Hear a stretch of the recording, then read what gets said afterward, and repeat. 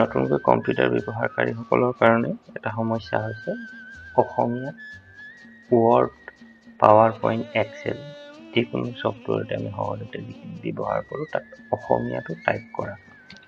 আমি ইংৰাজীত অতি সহজে আমি টাইপ কৰিব পাৰোঁ, কিন্তু অসমীয়া বা ভাৰতীয় যিকোনো অন্য ভাষাৰ লেংগুৱেজ টাইপ কৰাটো আমাৰ কাৰণে কঠিন হৈ পৰে।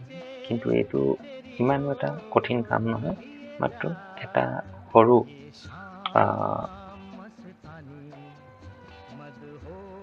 ইনষ্টলেশ্যনৰ জৰিয়তে দি আপোনালোকে অসমীয়াই হওক, বেংগলীয়ে হওক, হিন্দীয়ে হওক সকলো টাইপ কৰিব পাৰে।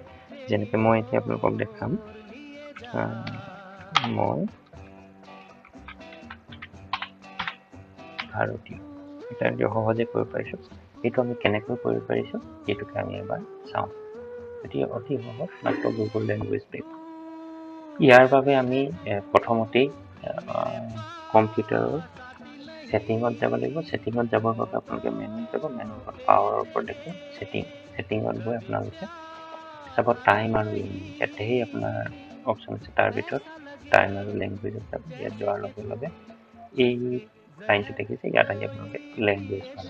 লেংগুৱেজত যোৱাৰ লগে লগে আপোনালোকক এইখন খোল খাব। ইয়াত আছে এড লেংগুৱেজ। এড লেংগুৱেজত ক্লিক কৰাৰ লগে লগে আপোনালোকে ইয়াত দেখা পাব। ইয়াত গোটেই ভাৰতীয় লেংগুৱেজখিনি আছে। ইয়াৰ ভিতৰত আমাক যিহেতু অসমীয়া লাগে, আমি অসমীয়া চিলেক্ট কৰিলোঁ। চিলেক্ট কৰি নেক্সট কৰি দিলোঁ। অলপ সময়ৰ পাছত চাব ইয়াত ইনষ্টলেশ্যনৰ অপশ্যন আহিব। আমি ইনষ্টল কৰি দিয়াৰ লগে লগে আমি অসমীয়াত টাইপ কৰিব পাৰিম। কিন্তু এটা কথা মনত ৰাখিব, আপোনালোকে এই অপশ্যনটো ৰাইট চিন ক্লিক নকৰিব। কিন্তু ইয়াত হ'লে গোটেই আমাৰ যিখন উইণ্ডোজ আছে, যিটো ডেস্কটপৰ গোটেইখিনি অসমীয়া লেংগুৱেজত হৈ যাব। সেইটো আমি অলপ সময়ৰ পিছতে ইনষ্টল হৈ যাব। এইটো এতিয়া আছামিজ লেংগুৱেজটো আমাৰ ইয়াত ইনষ্টল হৈ গ'ল। ইনষ্টল হোৱাৰ লগে লগে আমি এতিয়া যিকোনো ঠাইতে আমি ইয়াত আছামিজটো আমাৰ কম্পিউটাৰটো ব্যৱহাৰ কৰিব পাৰিম। চাবলৈ গ'লে প্ৰথমতে আমি চাইছোঁ, আমি আকৌ উইণ্ডোজলৈ আহিছোঁ। চাওক আমাৰ ইয়াত ইংৰাজী হৈ আছে। অসমীয়া কৰিবলৈ হ'লে আপোনালোকে প্ৰথমতে যাব লাগিব আপোনালোকৰ যিটো টাইম দেখাই থাকে কম্পিউটাৰটো, আপোনালোকৰ তাতে চাওকচোন সোঁফালৰ বিলো কৰ্নাৰত তাত দেখিব ইংলিছ লেংগুৱেজটো টিকা থাকিব। তাত ক্লিক কৰাৰ লগে লগে আছামিজটো আহি যাব। আছামিজ টিপি দিব। তাত আপোনালোকে